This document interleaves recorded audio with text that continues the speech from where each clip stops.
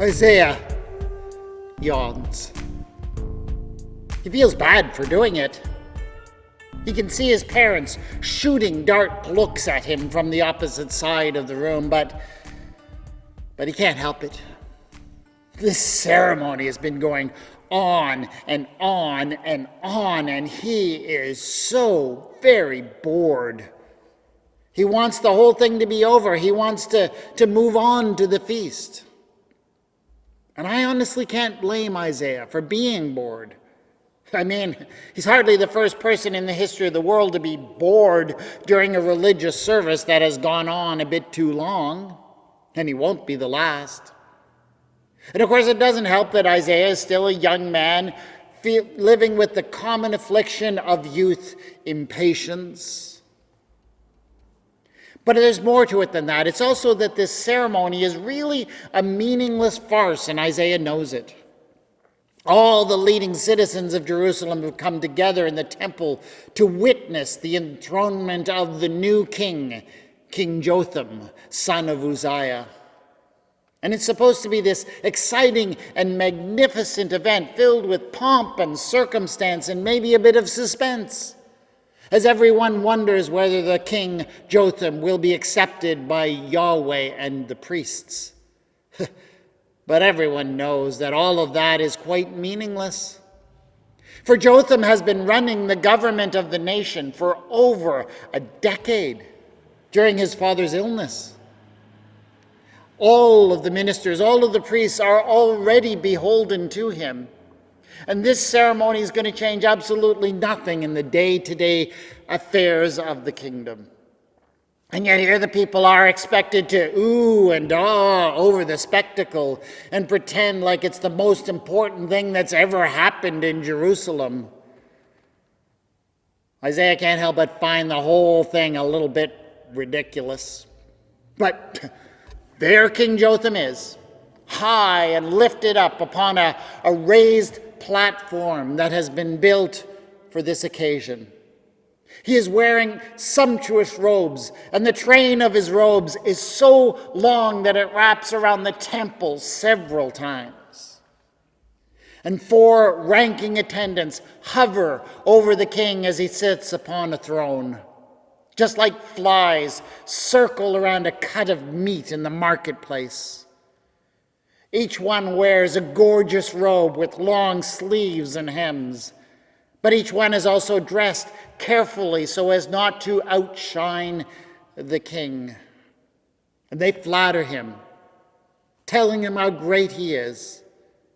And every flattery they repeat 3 times over. Mighty, mighty, mighty is the Lord King Jotham. The whole earth is full of his glory.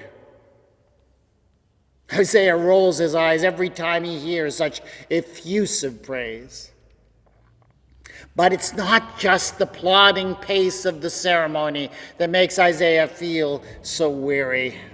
It's also the infernal incense. The priests have filled every pot they can find with the stuff, and it's sending up great clouds of smoke. So much so that it's become difficult to even see to the other side of the hall.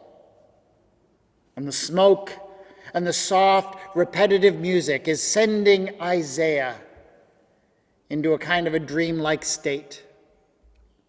Now, presumably, these clouds of incense are supposed to make the people feel closer to the presence of Yahweh in his heaven. But, Isaiah suspects, the priests also have another motive in burning so much of the stuff. Isaiah's heard the story. Everyone has. And he cannot help but think that the priests are taking advantage of this ceremony to remind the new king of it. The drowsiness induced by the incense smoke sends Isaiah off, and he finds himself imagining the events as they must have played out.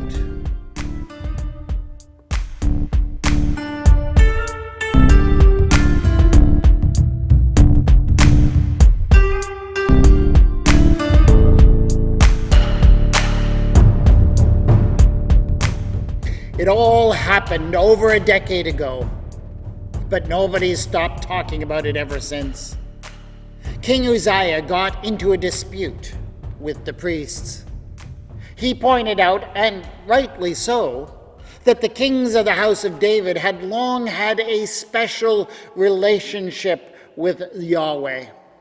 And so the king argued that it would be good if from time to time the king were to make a sacrifice of incense before Yahweh in his temple as a recognition of the king's near divine status.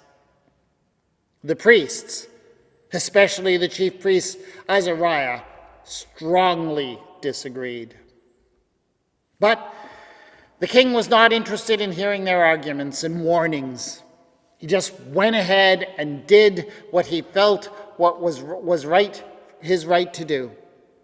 He walked right into the sanctuary carrying a brazier from which sweet smoke was rising. And the priest confronted him there and warned the king that if he dared to go forward with this mad plan of his, he would be cursed by God. The king, however, just shrugged the whole thing off. But no one forgot what the priest said. Isaiah woke up one morning, weeks later, to discover white blotches on his forehead. He covered them up and attempted to go on with his day, but then the next day the blotches had spread, and soon they could be hidden no longer. And people began to react in horror. The king was a leper. He was unclean. And so it was that the king had to withdraw from public life, and the day-to-day affairs of the kingdom fell to his son. And you could be sure that the priest would not let anyone forget that the leprosy had come upon the king after the priest uttered his curse. And now all of the priests were sure. We're making sure that the new king, Jotham, didn't forget it either. It was they who had filled the enthronement chamber with oppressive amounts of smoke as they exulted in their victory over the royal prerogatives.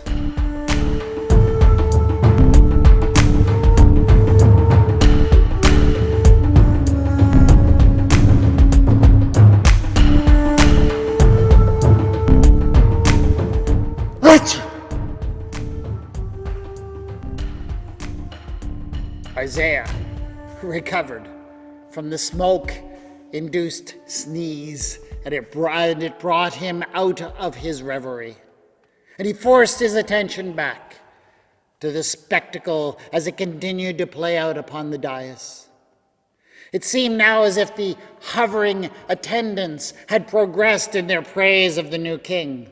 They had moved on to proclaiming that the king was holy, that he was set apart from other normal human beings. Holy, holy, holy is the Lord our King Jotham.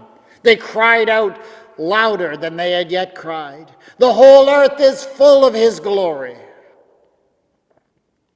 Now Isaiah could tell from the angry looks on the faces of the priests that they were not happy at all to hear this kind of rhetoric from the royal court.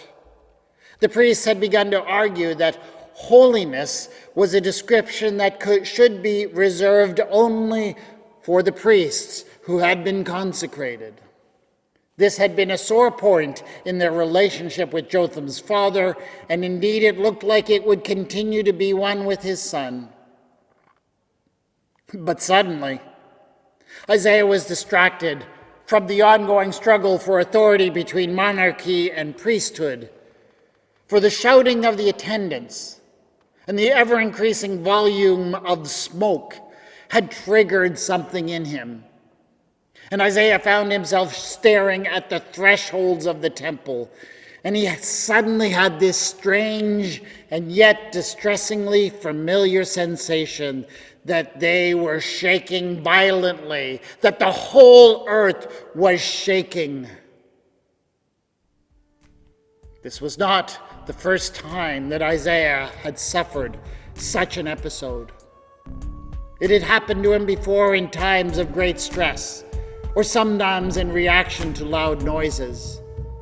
These kinds of situations made Isaiah return to the most traumatic thing he had ever experienced.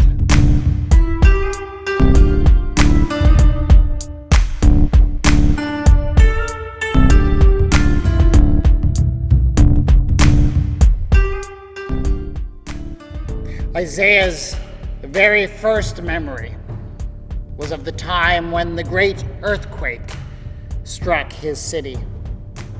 He'd only been a young boy at the time. He'd been alone in the house where he lived, and he'd been terrified as the ground began to shake and pieces of the ceiling fell in and furniture tumbled. He was quite sure that it was the end of the world. And when his parents found him later, they were frankly amazed that he had survived, for there was a piece of wall that had come close to smashing in his head. Isaiah had escaped unscathed in his body, and many people told him that this marked him as one who had been favored and chosen by Yahweh. But Isaiah did not feel particularly favored, for he was deeply wounded in his spirit. And he cried out in terror at every aftershock and every tremor that was felt in the weeks that followed the great quake. And in all the years since, he had been plagued by repeated sensations that it was all happening again.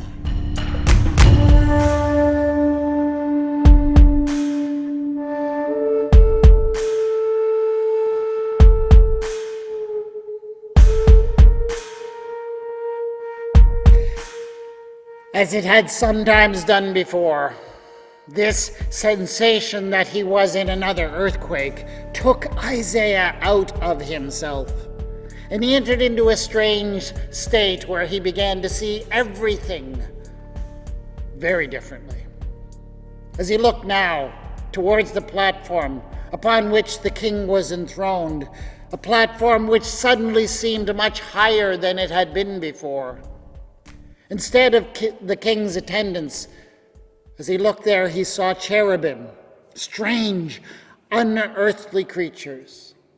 And their flapping sleeves and the hems of the attendants' garments had been transformed into wings, wings that covered their faces and their feet and allowed them to hover in the air.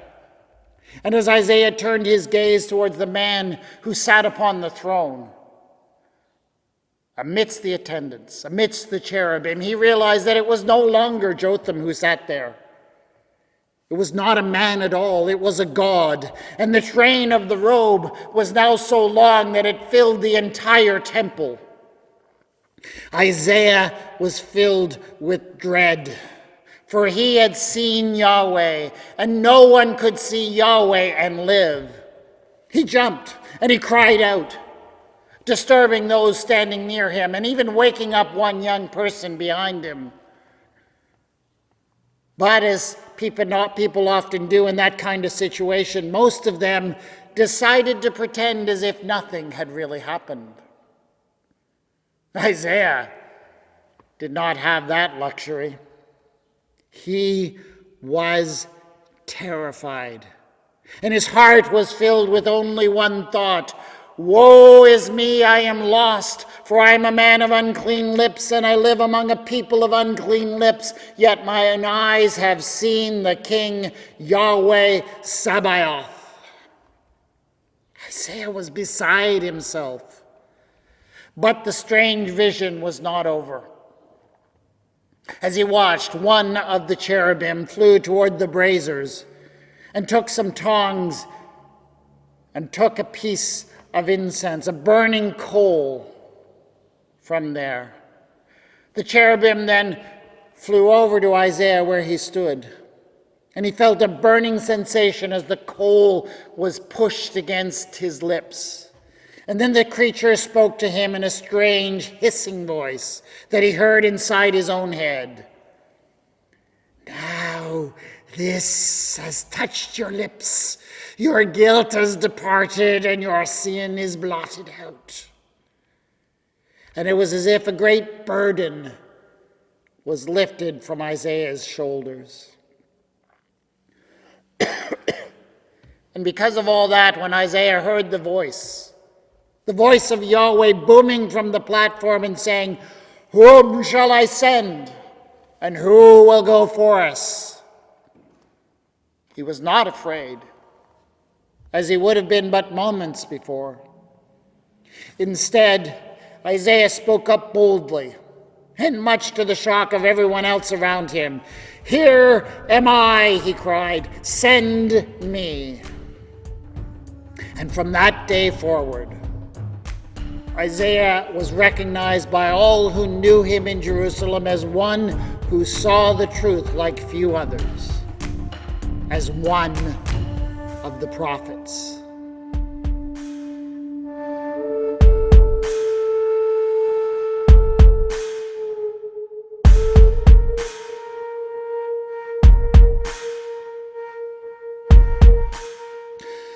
What happened to Isaiah that day is, as far as I'm concerned, one of the great moments in the history of the people of God. It was a vision. That is to say, was something that happened entirely within Isaiah's own mind. But I have a conviction about visions. I would argue that just because something happens inside somebody's mind, that doesn't mean that it's not real, and it certainly doesn't mean that it isn't true. Isaiah gained deep insight into the nature of God that day, and what he saw greatly influenced the way that we conceive of God to this very day. Nevertheless, there is reason to believe that what happened to him happened much like I have described it here. Isaiah says that all of this happened in the year that the old king died. And yet what he describes is a lot like what was the common enthronement ritual for a new king in the ancient Near East. So there's every reason to believe that he saw this vision while he was actually attending the enthronement of the new king. We also know from the book of Chronicles that there had been an incident in the temple some 10 years earlier when the new king's father had tried to sacrifice incense and shortly afterwards had been afflicted with leprosy and forced to hand the reins of the government over to his son Jotham. There had also been a massive earthquake during the reign of Uzziah. This earthquake is mentioned by the prophets Amos and Zechariah and has been confirmed by archaeologists who estimate that the quake must have been about an 8 on the Richter scale. An 8.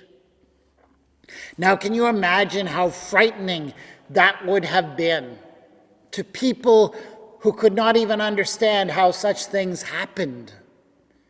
And if Isaiah years later was having visions that included shaking thresholds in the temple, I don't think it's a huge stretch to suggest that, yes, likely Isaiah was suffering from some post-traumatic symptoms after what he had experienced in the earthquake.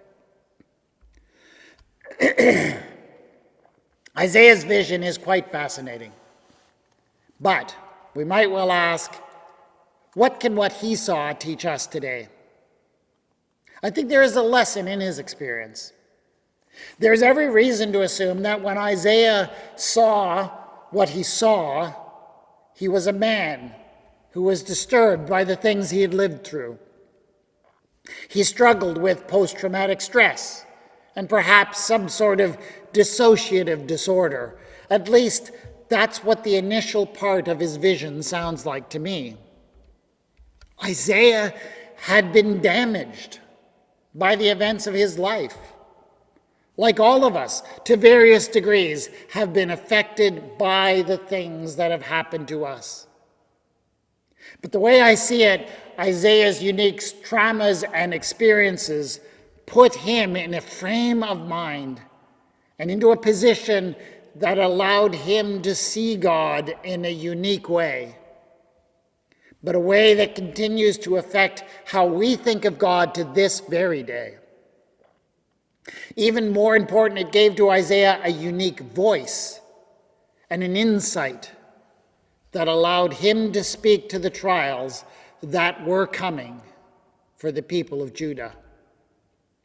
And I cannot help but think that if we too were to bring all that we are, both the things in which we have been strengthened and the things in which we have damaged, if we were to open ourselves up to the vision that might come, we too might be given such an extraordinary opportunity. You may have suffered damage or loss in your life, but you too can cry, "Here am I, send me." You may have limits or disabilities or problems that weigh you down, but they may also uniquely gift you to bring hope to others. Will you cry, "Here am I, send me"? Or maybe you've just been bored by conventional religion. Maybe you are cynical about the ceremonies that the world cares about too much. Maybe there's a calling in that too. Here am I, send me.